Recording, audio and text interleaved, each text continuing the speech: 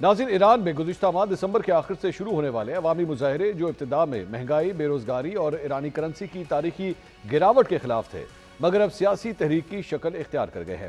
عالمی میڈیا یہ عوامی مظاہرے اب صرف چند شہروں تک محدود نہیں رہے، بلکہ تہران سے مشہد اور اصفہان تک پھیل چکے ہیں۔ سڑکوں پر اب سیاسی آزادیوں اور نظام کی تبدیلی کے مطالبات سنائی دے رہے ہیں، جو ایرانی ریاست کے لیے گزشتہ کئی دہائیوں سے سب سے بڑا اندرونی چیلنج تصور کیے جا رہے ہیں۔ اسی دوران عالمی طاقتوں کی نظریں بھی ایران پر جم گئی ہیں۔ امریکی صدر ڈونلڈ ٹرمپ کے سخت اور جارحانہ بیانات کے حوالے سے صورتحال کو اس نے مزید کشیدہ کر دیا ہے۔ امریکی صدر ڈونلڈ ٹرمپ کا یہ دعویٰ کہ ایران نے مذاکرات کی پیشکش کی ہے اور ساتھ ہی ممکنہ فوجی کارروائی کے اشارے خطے کو ایک نئی غیر یقینی میں دھکیل رہے ہیں۔ دوسری جانب تہران کی قیادت بھی واضح پیغام دے رہی ہے۔ ایرانی سپریم لیڈر آیت اللہ خامنہئی اور وزیر خارجہ عباس عراقچی نے امریکی دھمکیوں کو غیر ذمہ دارانہ قرار دیتے ہوئے کہا ہے کہ ایران جنگ اور مذاکرات دونوں کے لیے تیار ہے۔ ایرانی حکومت مسلسل یہ موقف اپنائے ہوئے ہے کہ حالیہ احتجاجی تحریک کی لہر بیرونی سازش کا نتیجہ ہے، جس کے بعد حکومت کی جانب سے مظاہرین پر سخت کریک ڈاؤن کیا گیا، انٹرنیٹ بند کیا گیا۔ اب تک ان مظاہروں میں درجنوں ہلاکتیں اور سینکڑوں گرفتاریاں سامنے آ چکی ہیں۔ اس ساری صورتحال کے تناظر میں یہ سوال بڑی شدت سے اٹھایا جا رہا ہے کہ کیا ایران ایک بڑی اندرونی تبدیلی کی طرف بڑھ رہا ہے یا خطہ ایک اور تباہ کن تصادم کے دہانے پر ہے؟ اسی ایشو پر مزید بات کریں گے۔ ہمارے ساتھ موجود ہیں سینئر تجزیہ کار رضا روبی صاحب۔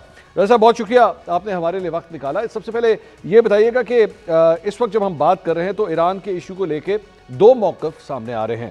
الجزیرہ اور RT جو ہے وہ ایک موقف دے رہے ہیں اور دوسرا موقف یہ ہے جو مغربی میڈیا اس وقت رپورٹ کر رہا ہے۔ آپ بتائیے گا ایران میں گزشتہ 2 ہفتوں سے جاری مظاہروں کی اس وقت کیا صورتحال ہے؟ کیا اس کی شدت میں اضافہ ہو رہا ہے یا شدت میں کمی آ رہی ہے؟ دیکھیے منصور، معاملہ کچھ اس طرح سے ہے کہ اس وقت کسی کو بھی حتمی طور پہ یہ نہیں پتا کہ وہاں پہ کیا ہو رہا ہے، اور اس کی بنیادی وجہ یہ ہے کہ ایرانی حکومت نے وہاں پر انٹرنیٹ پر بھی پابندی لگا دی ہے، کمیونیکیشنز کا بلیک آؤٹ ہے ایک طرح سے، اور اس وجہ سے آپ یہ جو آپ نے ذکر بھی کیا کہ مغربی میڈیا ایک جو ہے لائن پر بات کر رہا ہے کہ جی وہاں پہ بس لوگ نکل آئے ہیں اور یہ حکومت گرنے کو ہے، جبکہ ایرانی حکومت یہ کہہ رہی ہے کہ یہاں پہ شرپسند عناصر، جو آپ کو پتہ ہے ہمارے ہاں ایک بڑی فیملیئر لائن ہوتی ہے، وہ جا کر تو یہ حکومت کے خلاف لوگوں کو اکسا رہے ہیں، بھڑکا رہے ہیں اور اٹیک کر رہے ہیں سیکیورٹی فورسز کو، اور جبکہ جو الجزیرہ یا TRT آپ نے ان کا ذکر کیا، ان کی ذرا فرق لائن ہے، اور وہ زیادہ تر امریکہ اور اسرائیل کی جو انوالومنٹ ہے وہاں پر آن گراؤنڈ اس کا ذکر کر رہے ہیں۔ اب حقیقت شاید ان تینوں جو مختلف دھارے ہیں ان کا ایک امتزاج ہے، اور واقعہ یوں ہے کہ ایران میں جو اس وقت معاشی بحران ہے وہ انتہائی سنگین ہے۔ اس کا چاہے وہ مہنگائی ہو جو کہ کئی 100% بڑی ہے، اور جو ان کی کرنسی ریال ہے وہ بالکل کریش کر چکی ہے، اور لوگوں کی جو تکالیف ہیں ان میں بہت زیادہ اضافہ ہوا ہے پچھلے چند مہینوں میں، اور یہی امریکی جو سینکشنز تھیں ان کا یہی مقصد تھا کہ اتنا حکومت کو دباؤ اور تنگ کرو ریاست کو کہ لوگ جب تنگ ہو گے تو پھر سڑکوں پہ نکلیں گے، اور اب یہی ہو رہا ہے۔ آپ نے اس کا دیکھا، اور ابھی جو ایران کی لیڈرشپ ہے انہوں نے بھی اس چیز کا جو ہے کو ایڈمٹ کیا ہے کہ لوگوں کی مشکلات ہیں اور اس کا ہم حل نکالیں گے، ہمیں حل نکالنا چاہیے۔ ایران کے صدر نے بھی یہ بات کہی ہے، تو گویا یہ کوئی ہوا میں بات نہیں ہو رہی۔ ٹھیک۔ تو معاملہ اس وقت بہت سنگین ہے اور سیریس ہے، اور یہ کسی بھی ڈائریکشن میں جا سکتا ہے۔ جی، اور رضا صاحب، اسی سارے معاملے میں ڈونلڈ ٹرمپ کا یہ بیان سامنے آتا ہے کہ جناب ایران نے ہم سے رابطہ کیا ہے، وہ مذاکرات کرنا چاہتا ہے، لیکن امریکہ کا یہ بھی کہنا ہے کہ شاید مذاکرات سے پہلے ہمیں کوئی کارروائی کرنی پڑ سکتی ہے۔ تو ایران کی جانب سے مذاکرات کی یہ پیشکش اور ادھر ڈونلڈ ٹرمپ کی جانب سے اس قسم کا بیان آنا، اس کو کس طرح دیکھتے ہیں آپ؟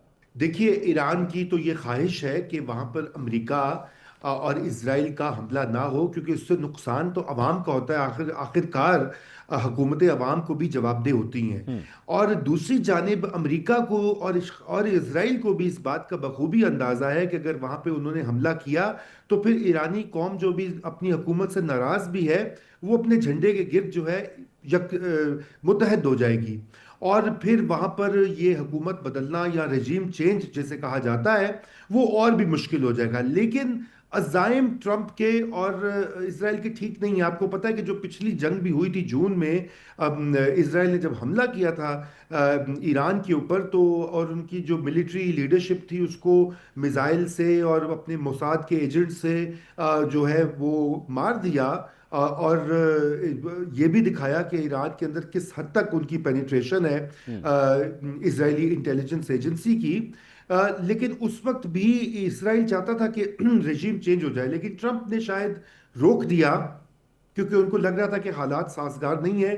اور اگر ایسا ہوتا ہے تو پھر لوگ جو ہیں وہ امریکہ اور اسرائیل کے خلاف ہو کر جو موجودہ حکومت ہے اس کے گرد جمع ہو جائیں گے. اس بار چونکہ ایک آرگینک موومنٹ اور غصہ سڑکوں پہ ہے تو اس کا فائدہ اٹھانا چاہ رہے ہیں ٹرمپ صاحب بھی اور ان کے ہمنوا اور اہلائے اسرائیل بھی. جی راز صاحب، اسی سارے معاملے میں ایرانی وزیر خارجہ عباس عراقچی کا یہ کہنا ہے کہ ایران مذاکرات اور حملے دونوں کے لیے پوری طرح تیار ہے. اب ان کا یہ بیان آنا ایسے وقت میں کہ وہ دونوں چیزوں کے لیے تیار ہے، کیا آپ سمجھتے ہیں کہ جو بیرونی ایک پریشر آ رہا ہے یہ اسے ختم کرنے کے لیے ایک اٹیمپٹ ہے ایران کی؟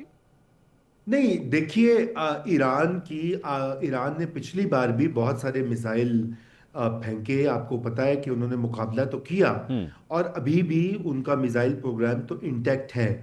لیکن جب امریکہ کی فوجی قوت اور اسرائیل کی فوجی قوت اور موساد اور سی آئی اے کی جو نیٹ ورک ہے ایران کے اندر، پھر اس کے سامنے تو پسپائی ہوگی نا حکومت کی. وہ نہیں یہ چاہتے کہ ایسا ہو، کیونکہ وہ ہوتا تو پھر ایران میں بہت ایک، کیونکہ وہاں پہ یہ بھی ابھی معلوم نہیں کہ وہاں پہ کون ہے متبادل. جو موجودہ وہاں پہ حکومت ہے، کیا کوئی ایسی پارٹی یا ایسا لیڈر موجود بھی ہے یا نہیں ہے. دیکھیے اور ممالک میں تو ہوتا نا کوئی مخالف گروہ ایک باقاعدہ آپ کو دکھائی دیتا ہے. ایران میں ایسا نہیں ہے اس وقت. ایران میں جو موجودہ حکومت ہے اس کی پالیسی رہی ہے کہ اپوزیشن کو دبا کر بالکل ہی ختم کرنے والا معاملہ رہا ہے. تو اس وقت وہاں کی اپوزیشن بھی تتر بتر ہے. وہ لوگ تو خود نکلے ہیں جو شہری ہیں غصے میں اور احتجاج کرے کہ حکومت کچھ کرے، لیکن یہ ابھی واضح نہیں ہے کہ وہاں پر کون اس کا متبادل ہے. تو اس لیے یہ دونوں چیزیں جو ہے بیک وقت ایرانی حکومت کی اس وقت پالیسی ہے. اور ہم تو دیکھیے پاکستان میں بیٹھے ہمارا تو یہ سب سے بڑا ایک جسے کہنا چاہیے ہدف ہونا چاہیے کہ ایران میں خانہ جنگی نہ ہو، ایران میں اور کیوس نہ ہو، کیونکہ وہ براہ راست پاکستان کو افیکٹ کرے گا. مشرق وسطیٰ، اسرائیل، امریکہ کافی دور ہیں، ہم تو ان کے پڑوس میں ہیں. اور ایرانی بلوچستان میں بھی شورش ہے، ہمارے یہاں بلوچستان میں بھی مسئلہ ہے.